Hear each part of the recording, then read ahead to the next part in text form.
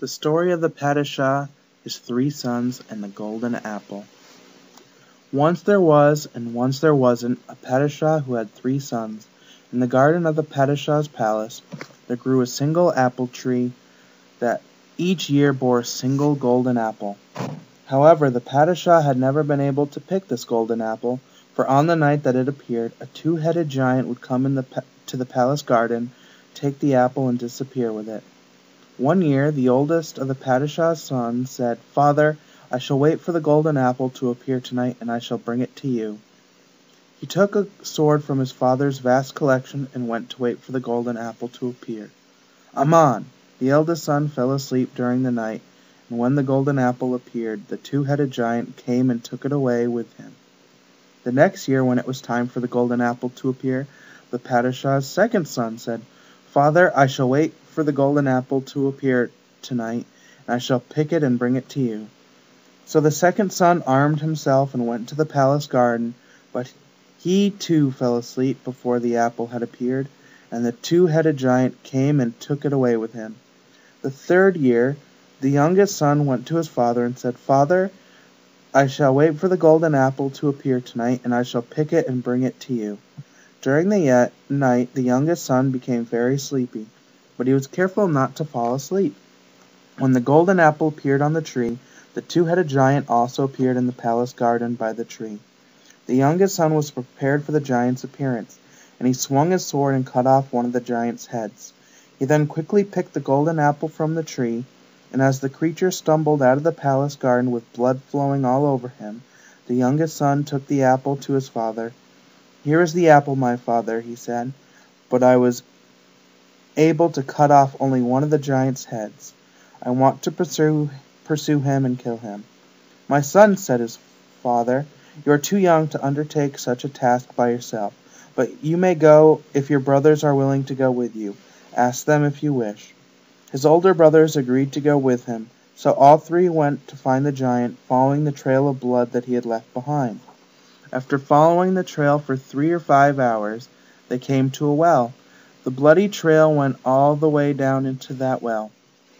Besides being very deep, the well had a fire burning at the very bottom of it. "I'll go down first," said the oldest brother, so they lowered him into the well. But when he came close to the fire, he shouted, I am burning, pull me up!" And the two other brothers pulled him up. The second son then said, "Let me go down now. I can stand the fire." So the other two lowered him carefully into the well, but when he came close to the fire, he shouted, "Oh, I cannot stand it! I am burning, pull me up!" And the other two brothers pulled him up. As soon as the second son was safely up, the youngest son said, "Now I shall go down, but if I shout, 'Pull me up, I am burning,' do not pull me up, just lower me farther." This they did. When the youngest son came close to the fire and felt that he could not stand the heat, he shouted, "Pull me up!" But his brothers, remembering what he had said, just lowered him farther into the well. The youngest son suddenly found himself touching ground in an underworld palace with 3 huge iron doors. After the youngest son had rested for a little while, he opened one of the iron doors and found behind it a very pretty girl. It seems that in the two-headed giant's palace there were 3 young girls who lived in 3 separate rooms. The two-headed giant had captured them and brought them to the palace as his wives, but none knew about the others. The giant also had his own private room. Because he had just had one head cut off, he had gone to his room and lain down with his eyes wide open. The girl was as surprised to see the prince as the prince was to see the girl. "What are you doing here?" the girl asked. "You must hide quickly, because the giant will devour you if he sees you." "I am not afraid of the giant," said the prince, and he opened the second iron door. Behind that door was another pretty girl, and when the prince opened the third door, he found a girl even prettier than the other 2. As for the girls, they were astonished to discover each other. While the girls were talking of this and that, the prince asked, "Where is the giant?" The prettiest girl said, "I heard him entering into his room." They all went to the door of the giant's room, and they could all hear him sleeping. "Hurrah! Hurrah!" "Please do not enter his room," said the prettiest one, "or he will devour you." "I am not afraid of that giant," said the prince. "I've already cut off one of his heads, and I mean to cut off the other one." Then said the prettiest one, "Please look carefully at his eyes when you go in. If his eyes are open, that will mean that he is asleep. If they are closed, you had better beware, for that will mean that the giant is awake." The youngest son of the Padishah went quietly into the giant's room and saw that his eyes were open. "Ah, he is indeed asleep," the prince said to himself. Quickly he stepped towards the giant and cut off his other head. Then he took the three girls and hurried to the opening where he had entered the underground palace. He tied the rope to the first girl's waist and told his brothers to pull on the rope. "My oldest brother," he said, "I am sending you your kismet." The other two brothers pulled that first girl to the surface and then lowered the rope again. The youngest prince then tied the rope to the waist of the second girl and called, "My second brother, I am sending you your kismet. Pull on the rope." The brothers pulled the second girl from the well. As the brothers were lowering the rope for the third time, the prettiest girl said, "Your brothers may well deceive you and leave you here when they see me. Here is a lock of my hair. If you have any difficulty in leaving the underground palace, rub this lock of hair and you will receive help. But hear this warning. 2 rams will appear, one white and one black. If you mount the white ram, you will be carried up to the surface of the earth. If you mount the black ram, you will be carried down 7 levels below where you are now. Do not mount the black ram." Putting the girl's words in his pocket, remembering them, the prince tied the rope around the waist of the third and prettiest girl and called to his brothers, "You can pull now. I am sending up my own kismet." And the 2 brothers pulled the third girl to the surface. But when his brothers saw the third girl, they both felt angry at the youngest son for saving for himself the youngest and prettiest girl. Therefore, when they had pulled him up halfway to the top, they cut the rope, and he plunged back down to the bottom of the well. As for the 2 older brothers, they took the 3 girls and left for their father's palace. The youngest son, finding himself once more at the bottom of the well, prayed, "O Allah, please send me help." Soon 2 rams appeared, one white and the other black. While he was thinking he should mount the white ram and thus be carried up to the earth, the black ram rushed between his legs, and he was carried 7 levels below the level of the well floor. When he arrived there, he said to himself, "Oh, how hot and tired I am! I'll lie down for a little while under a tree in that valley." So he did, and as he looked above him, he saw on a high branch a hawk's nest with 3 baby hawks in it. He also saw a snake going up the tree to eat the baby hawks. But when the snake looked down and saw a human being, it dropped from the tree in order to seize and devour the youngest son instead of the baby hawks. The youngest son quickly drew his sword and killed the snake. Feeling even more tired after that, he lay down and fell asleep at once. Meanwhile, the baby hawk's mother flew back to the tree. When she saw a human being, she prepared to attack and kill him. But the baby hawks cried out, "No, no, mother! He saved us from the snake that was about to devour us." The mother, grateful then for the help that had been given to her children, spread her wings over the prince to protect him from the sun so that he could sleep. When the youngest son awoke, he was startled to see that huge hawk above him. But the hawk spoke to him. "Tell me what your greatest wish is, and I shall grant it." "My hawk, you cannot grant me my greatest wish, but thank you anyway," he said. "I could not see your chicks destroyed." "Remember, though," said the hawk, "if you should ever need my help, come and find me." And she flew to join her brood. The prince took the road toward a town that he could see in the distance, and finally he came to an old woman's home. "I am thirsty, grandmother," he said. "Have you some water that I can drink?" The old woman brought him a glass of water, but as he looked at it, he could see worms in it. "Grandmother," he said, "why are there worms in this water?" She answered, "Son, there is a 2-headed giant that lives at the source of our water.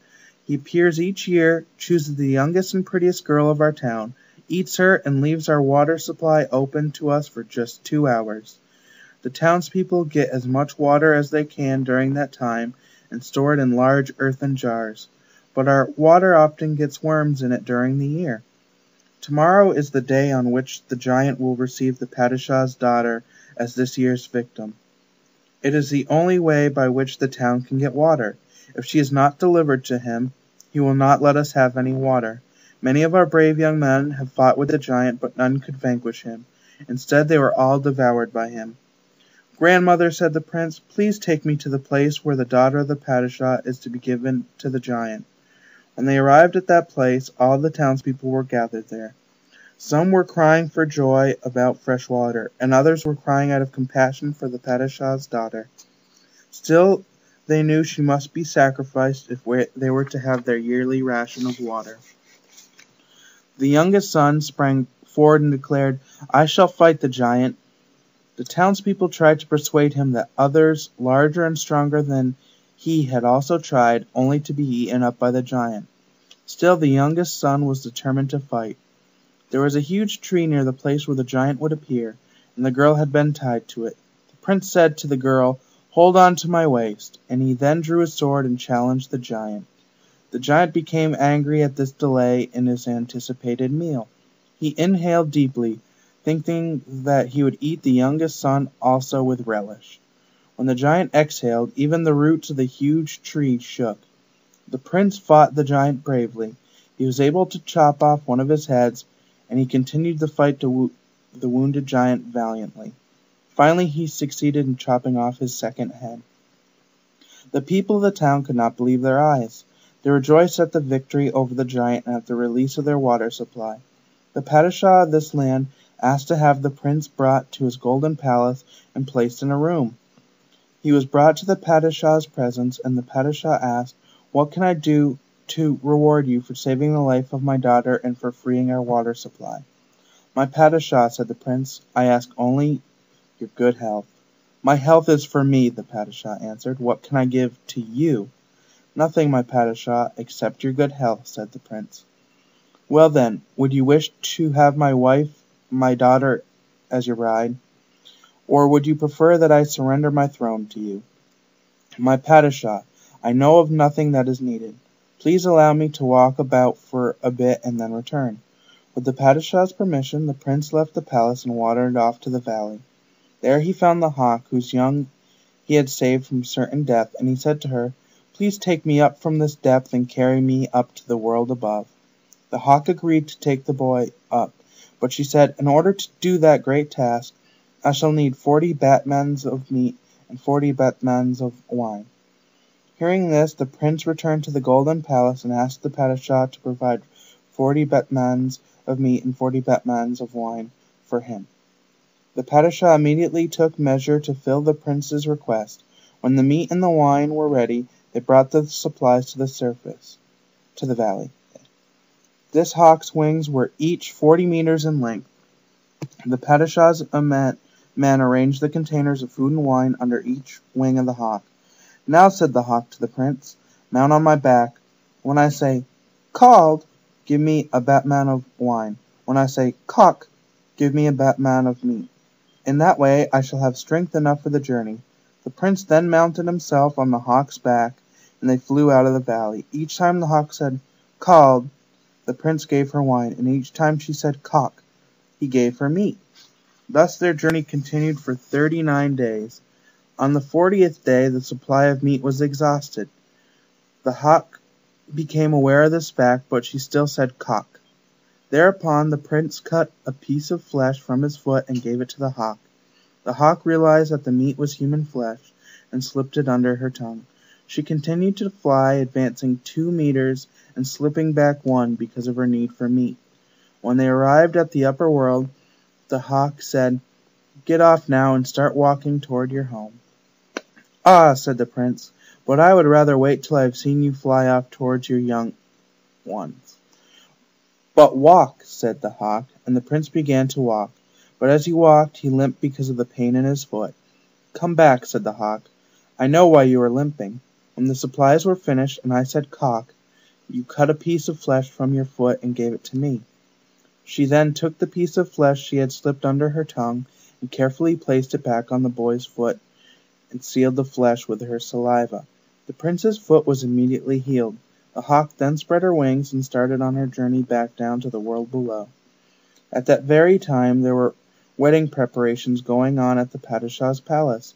The 2 older brothers who had brought back the girl from the mouth of the well were now preparing to wed them. One of the chief viziers was to perform the wedding ceremony.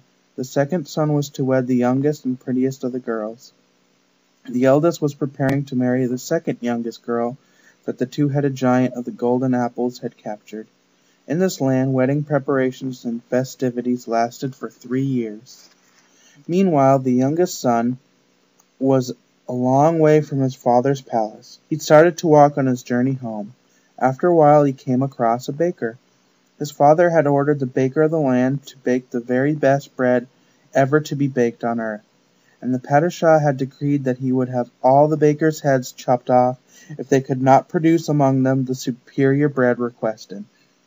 The bakers were pondering on how to achieve that feat when the youngest son went into a baker's shop and asked to be hired as a helper. At first the baker said, "Get out! Here we are trying to decide how to produce the most wonderful bread on earth, which the Padishah has ordered, and you come in wanting to be an apprentice." "But," said the prince, "I can bake the required bread." "Ha!" exclaimed the baker. "Here every baker in the land stands in danger of losing his head over this task, and you, a mere boy, claim that you can do it yourself? Get along with you." "But, sir, I can bake the bread that the Padishah requires. Just lock me in a room with a sack of flour, yeast, and water, and of course provide me with my daily food. I promise that I shall produce the bread that has been demanded."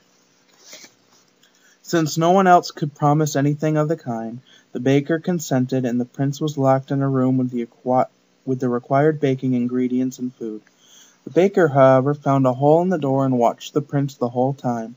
For 39 days the prince ate and slept and did nothing else. On the 40th day he mixed the ingredients, made dough, and then rubbed the lock of hair that the youngest girl of the underground palace had given him. The bread he baked was the most delicious bread ever to be baked in the world. The baker was beside himself with joy, and he gave the youngest son many gifts. The boy took them and continued on his way, and the baker took the bread to the Padishah's palace. Meanwhile, the prince met a helva maker along the way. He asked the helva maker if he would hire him as a helper. At first the helva maker said, "Get out! Here we are trying to decide how to make the most delicious helva ever made in the world, and you come in wanting to be a helper. The Padishah has said that he will have all the confectioners' heads chopped off if among them they cannot produce the best helva ever. You are no more than a boy. How can you help us with such a serious situation?" "But, sir, I can make the helva that the Padishah requires," said the prince. "Just give me the ingredients and my daily food, and lock me in a room, and I promise to produce exactly the helva the Padishah desires." Thinking that he had nothing to lose, the helva maker hired the prince and locked him inside a room with everything that was needed to supply his food and to make helva. Again, for the first 39 days, the prince did nothing but eat and sleep. On the 40th day, he put the ingredients together and in truth produced, by means of that lock of hair, the most delicious helva ever made by man. The helva maker was overjoyed with the results of the prince, and he took the helva to the palace of the Padishah. The youngest son, continued on his way, and after a while he came upon a jeweler. He asked the jeweler if he could hire him as a helper. At first the jeweler said, "Get out! Here we are trying to decide how to produce the golden tray that the Padishah has ordered, with a golden rooster walking about, a golden hen laying eggs, and golden baby chicks feeding and moving around. With an order like that, and our heads to pay if we fail, how can you expect any jeweler to be interested in hiring a helper?" "But, sir, I can make exactly the kind of tray that the Padishah has demanded," said the prince. "Just lock me in a room with gold to work with, a sack of hazelnuts, and a sack of raisins, and I promise that in 40 days you will have the tray that is required." With no other hope at hand, the jeweler did as the prince had asked, and the necessary supplies were locked inside the room with the new helper. Again the youngest son just ate and slept for the first 39 days. On the 40th day he molded the golden rooster, hen and baby chicks, as well as the golden tray. Then he rubbed the girl's lock of hair over them. The rooster walked about, the hen laid eggs, and the baby chicks fed themselves. The jeweler rejoiced to see the work of his new helper, and he ran to the palace of the Padishah with exactly the tray that the Padishah had ordered. The prince then approached his father's palace. The youngest and prettiest girl he had rescued from the well was at the middle window of the 7th-story golden palace. She looked out smiling, for she knew that her destined husband was approaching. He in turn knew that his destined bride would not wed anyone else, but he did not yet reveal himself. The palace grounds were very, very large. All the people of the land were gathered there for the celebrations, for there were to be bullfights and spear fights in which men had never been defeated were going to compete. The Padishah sat on a golden throne among his viziers. When the competitions were over, there were 5 champions in 5 different fields. 3 of the contests were won by the Padishah's older sons. The youngest son went to the Grand Vizier and said, "I can defeat the champion in each of those 5 fields, for I am an expert in every field." "My boy," said the Grand Vizier, "you cannot possibly compete with these champions. They are the very best in the world. If they were ever to grip you, they would break every bone in your body." "But, sir, I can defeat all 5 of the champions," said the prince. "Please take me to the presence of the Padishah, so that I can state my case." When he was taken before the Padishah, he bowed down and asked to wrestle with the champion wrestler. The Padishah looked down on the young man with good humor and said, "Son, you cannot compete with the champion wrestler, for he is the strongest man on earth. He could break you with no effort." "Sir," said the young man, "I should still like to try, for I am sure I can defeat him, even if he be the oldest son of the Padishah."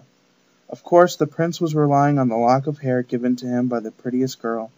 The 2 wrestlers then came forth to meet in the arena, and the youngest son brought his brother down with the first grapple. Then the youngest son called out, "Now, my Padishah, I want the bowl." They brought the bowl into the ring, and the youngest son grabbed the bowl by one horn with his left hand and forced it to the ground. Next he asked to compete with the champion Sirit player, and he defeated his other brother at the game. He next asked to compete with the champion of sword game, and asking the Padishah for permission. By this time the Padishah's eyes were as big as fists, and he looked annoyed. "No, young man," he said, "that the sword competition has no restrictions, no regulations, and no penalties. You will surely be killed by the champion." "My Padishah, I accept those conditions. Both our lives will be in jeopardy, which seems quite fair to me." He then duelled with his brother and broke his brother's sword, then threw him on the ground. Just as he was about to plunge his sword into his brother's heart, he turned toward the Padishah and said, "What is your wish, my Padishah?" The Padishah called him to his side and asked him who he was and where he had come from. The prince said that he would tell his story to the Padishah, and he recounted the many adventures that had befallen him. Once there was a Padishah who had 3 sons. He also had a beautiful garden with an apple tree that each year bore a golden apple. But the Padishah was never able to pick the golden apple because a 2-headed giant would pluck it in the very night that it appeared. The oldest son went out to the garden to keep watch and get the golden apple for the Padishah, but he fell asleep and the giant got the golden apple again that year. The next year his second son stood guard by the apple tree, but he too fell asleep and the golden apple was snatched away by the giant. The 3rd year the youngest son kept watch, and when the giant appeared he cut off one of his heads and brought the golden apple to his father. When the youngest son wanted to pursue the wounded giant, his father, the Padishah, sent his 2 brothers along with him. They all came to a well where the giant's tracks disappeared. Both of the older sons tried to go into the well after the giant, but the fire at the bottom of the well was too hot for them. The youngest son bore the fire and found the giant's underground castle protected by iron gates. He went in, killed the giant, and brought out the giant's 3 brides for himself and his brothers. He sent the women up one at a time, and the 2 elder brothers pulled each one up to the surface. When they saw the youngest son's intended wife, they became envious, and while the youngest one was holding on to the rope to come out of the well, instead of pulling him up, they cut the rope and let him fall back to the bottom. They took the brides and went home and left their brother down below. They betrayed their youngest brother. The girl looking out of the middle window of the palace is my intended wife. The champions that I defeated are my two older brothers, and you are my father." The Padishah was astounded and overjoyed to be reunited with his youngest and bravest son. He renounced his authority and placed his youngest son on the throne. He had a magnificent wedding for all three of his sons, with the oldest marrying his kismet, the second oldest marrying his kismet, and the youngest marrying the youngest and prettiest girl, just as the youngest son had planned when he first sent them up out of the well. When all of this was over, the two elder sons and their brides were sent to far, far parts of the kingdom. As for the youngest son and his bride,